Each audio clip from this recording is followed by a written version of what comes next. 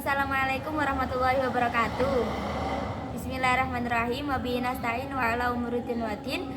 Wassalatu wassalamu ala asyrofil anbiya'i wal mursalin Sayyidina wa maulana Muhammadin wa ala alihi washabihi ajma'in, amma ba'du. Yang saya hormati Abah Yai Haji Muhammad Idris Jamaluddin beserta ibunya Yai Haji Mimah Falasifa selaku pengasuh Pondok Pesantren Ami bin Putri. Yang saya hormati Kepala Mudir Madrasah Diniyah Bapak Ahmad Nidomi. Yang saya hormati kedua orang tua saya, dan tak lupa lagi teman-temanku yang berbahagia. Perkenalkan, nama saya Iraina Yumna, biasa dipanggil Yumna. Saya berasal dari kelas 6 Diniyah. Saya di sini akan menerangkan tentang Bahrul Uluman. Bahrul Ulum memiliki luas 10 hektar dan berada di titik persimpangan jalur perlintasan di Provinsi Jawa Timur. Pada periode perintisan pertama, pada tahun 1825, di desa yang jauh dari keramaian orang-orang, datanglah Mbak Abdus Salam, yang biasa dipanggil oleh masyarakat Mbak Soiha, yang memiliki arti bentakan yang membuat orang gemetar. Pada tahun 1825, sebelum desa tersebut berpenghuni, Mbak Soiha bergelut dengan semak belukar selama 13 tahun. Pada 13 tahun tersebut, akhirnya desa tersebut dapat ditempati oleh orang-orang. Dan pada tahun 1838, beliau membuat sebuah gubuk kecil yang terdiri dari pondok pesantren dan musola. Pondok pesantren tersebut sering disebut oleh masyarakat dengan sebutan pondok Selawe atau pondok Telu. Kenapa pondok Selawe? Karena pondok tersebut memiliki 25 santri.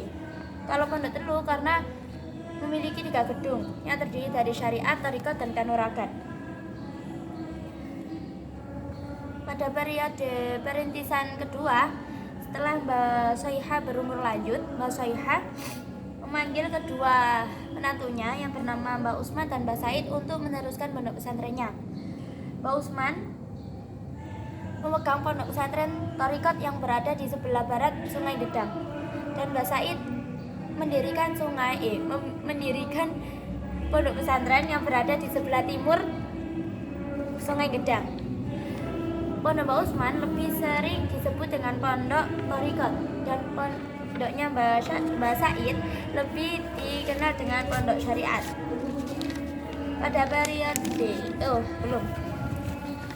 Lalu ketika Mbak Usman dan Mbak Said wafat, pondok Mbak Usman tidak ada yang meneruskan karena beliau tidak memiliki anak laki-laki, tapi beliau memiliki 2 anak perempuan, dan pondoknya Mbak Said diteruskan oleh anaknya yang bernama Mbak Hasbullah.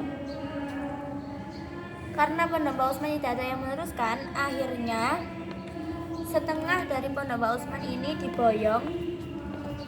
diboyong ke Desa Keras, diboyong oleh menantunya yang bernama Kiai Asy'ari, dan setengahnya diboyong ke pondok syariat. Dan jamaah thariqat dipindah ke Desa Kapas di bawah naungan Mbah Abdullah. Mbah Abdullah ini adalah orang yang kaya raya. Beliau memiliki tanah pertanian yang sangat luas dan memiliki tambak di mana-mana. Sebab itu, pondok pesantren beliau sering disebut dengan pondok pesantren tambak beras. Lalu, karena melihat pengembangan pondok pesantren semakin pesat, anak-anak beliau dikirim belajar mencari ilmu. Ada juga yang sampai ke Mekah. Dan pada periode pengembangan kedua, pada tahun 1914, Mbah Wahab telah menyelesaikan belajarnya di Mekah. Beliau pulang ke Dabras pada tahun 1914. Beliau pada itu mengubah sistem yang asalnya halaqah menjadi sistem pendidikan masyarakat. Pada tahun 1920 Mbah Hasbullah wafat. Akhirnya pondok pesantren tersebut diteruskan oleh Mbah Abdullah dan dibantu oleh kedua adiknya yang bernama Kiai Haji Abdul Rahim dan Kiai Haji Abdul Hamid. Kiai Haji Abdul Rahim ini lebih fokus ke madrasah dan Kiai Haji Abdul Hamid itu lebih fokus ke pondok pesantren. Dan Kiai Haji Abdul Wahab ini sering berkiprah ke organisasi. Salah satunya yaitu Tasfirul Afkor yang berada di Surabaya. Dan pada tahun 1915 salah satunya organisasi tersebut adalah Nahdlatul Ulama yang didirikan pada tahun 1926. Pada tahun 1915 Mbah Wahab mendirikan Mubdil Fund. Dan pada tahun 1942 guna menjunjung derajat perempuan atas perintah Nyai Hajah Latifah, ibu beliau mendirikan pondok pesantren Al-Latifiyah. Dan pada tahun 1943 berdirilah MII, yakni Madrasah Ibtidaiyah Islamiyah Putra, yang dikiprah oleh Nyai Hajah Raden Mas Wardiah. Dan pada tahun 1944 atau 1945 didirikanlah Madrasah Ibtidaiyah Putri. Dan pada tahun 1951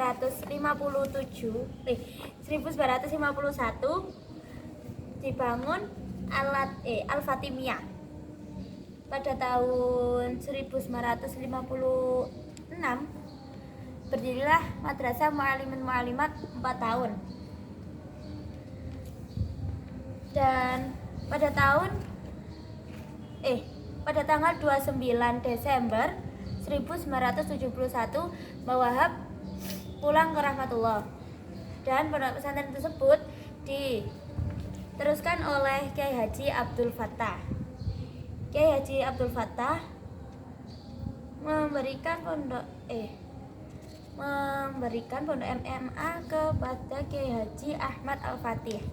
Dan pada tahun 1964 akhirnya Madrasah Mu'allimin Mu'allimat menjadi 6 tahun atau Madrasah Mu'allimin Mu'allimat atas. Dan pada tahun 1974 beliau mendirikan Ma'had Ali. Lalu Ma'had Ali ini diserahkan kepada Kiai Haji Muhammad Najib Abdul Wahab LML. Pada tahun 1977 Kiai Haji Abdul Fattah pulang ke rahmatullah. Dan Ma'had Ali ini tersebut oleh Kiai Haji Muhammad Najib ini diganti dengan STIT, yakni Sekolah Tinggi Ilmu Tarbiyah. Pada tahun 1965 empat santri Mbah Wahab membuat nama alternatif pondok. 4 santri tersebut adalah Ahmad Junaidi, Muhammad Dimyati, Ahmad Yazid, Syamsul Huda. Keempat ini menemukan 3 nama, yang salah satunya yaitu Bahrul Ulum, Mambaul Ma'arif, dan Darul Hikmah. Yang dipilih oleh Mbah Wahab yaitu Bahrul Ulum, karena Bahrul Ulum memiliki arti lautan ilmu. Ketika Bahrul Ulum sudah terfiks menjadi nama pondok pesantren, akhirnya salah satu santri beliau, yakni yang bernama Kiai Haji Jamaluddin Ahmad, membaca manakib untuk Bahrul Ulum supaya langgeng. Dan di sela-sela nama Bahrul Ulum ada salah satu surat Al-Quran, yakni Al-Kahfi ayat 109. Dan sekarang manajemen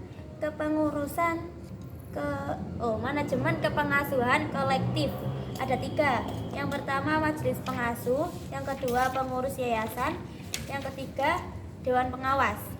Ini sudah diterapkan oleh 3 orang, yakni Kiai Haji Muhammad Sholeh Abdul Hamid pada tahun 1987 sampai 2006. Yang kedua, Dr. Kiai Haji Amanullah Abdurrahim pada tahun 2007 sampai 2008. Yang ketiga, Kiai Haji Muhammad Hasib Wahab pada tahun 2009 sampai sekarang. Lalu struktur organisasi Majelis Kepengasuhan. Yang pertama, Dewan Pengurus. Yang kedua, Pengurus Harian. Yang pertama Majelis Pengasuh, yang kedua Dewan Pengurus, yang ketiga Pengurus Harian, dan yang keempat Pengurus Bidang. Lalu sistem pendidikan. Sistem pendidikan di Pondok Pesantren Al-Abrar ini memiliki 2 sistem, yakni non formal dan formal.